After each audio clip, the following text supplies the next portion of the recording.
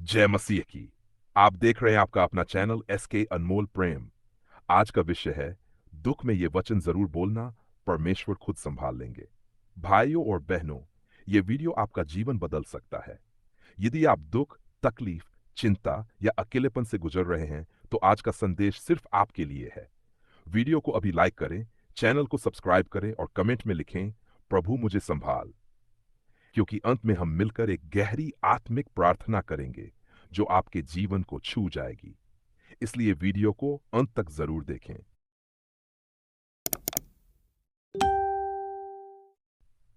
जब जीवन टूटने लगता है, जब दिल भारी हो जाता है और जब कोई सहारा न बचे, तब परमेश्वर का वचन ही एकमात्र आश्रय होता है। दुख में भी वह हमारे साथ होता है। ये विश्वास अगर मन में है तो कोई भी तूफान हमें हिला नहीं सकता। भजन संहिता अध्याय 23 कहता है, यद्यपि मैं मृत्यु की घाटी से होकर चलूं तो भी हानि से न डरूंगा, क्योंकि तू मेरे साथ है। यह एक ऐसा वचन है जो हमें बताता है कि हमारे जीवन का सबसे अंधकारमय क्षण भी प्रभु की उपस्थिति से रोशन हो सकता है। जब दुख आता है, तब शैतान हमें यह सोचने पर मजबूर करता है कि हम अकेले हैं।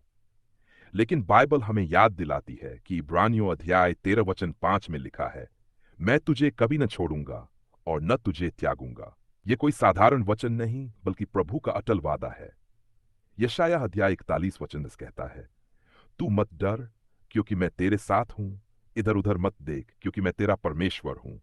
मैं तुझे दृढ़ करूंगा, तेरी सहायता करूंगा और अपनी धर्म में दाहिनी भुजा से तुझे संभालूंगा। कभी आपने सोचा है, जब आप टूटते हैं, रोते हैं, तो क्या सच में कोई सुनता है?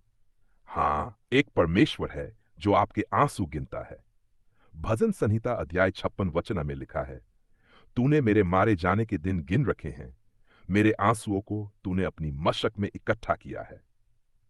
क्या वे तेरी पुस्तक में नहीं लिखे हैं? भाइयों और बहनों, जब यीशु पृथ्वी पर थे, उन्होंने भी दुख झेला। यूहन्ना अध्याय 11 वचन 35 में लिखा है, यीशु रोया। क्या आप सोच सकते हैं? वह परमेश्वर का पुत्र जिसने चमत्कार किए, उसने भी दुख में आंसू बहाए। इसका मतलब है वह आपके हर दर्द को समझता है।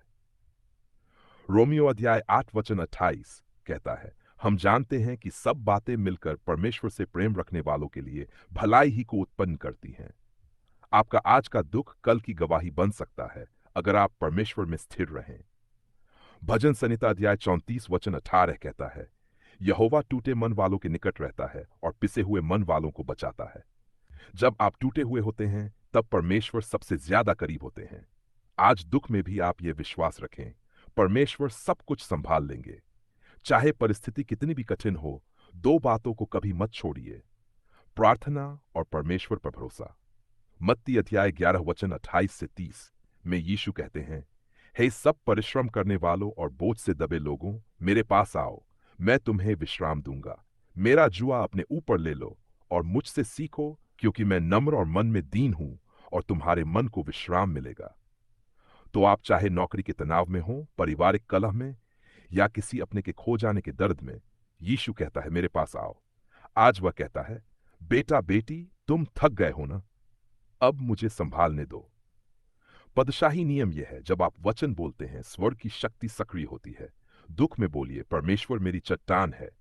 दुख में बोलिए, मैं अकेला नहीं हूं, प्रभु मेरे साथ हैं। दुख में बोलिए, जो मुझ में है वह संसार से बड़ा है।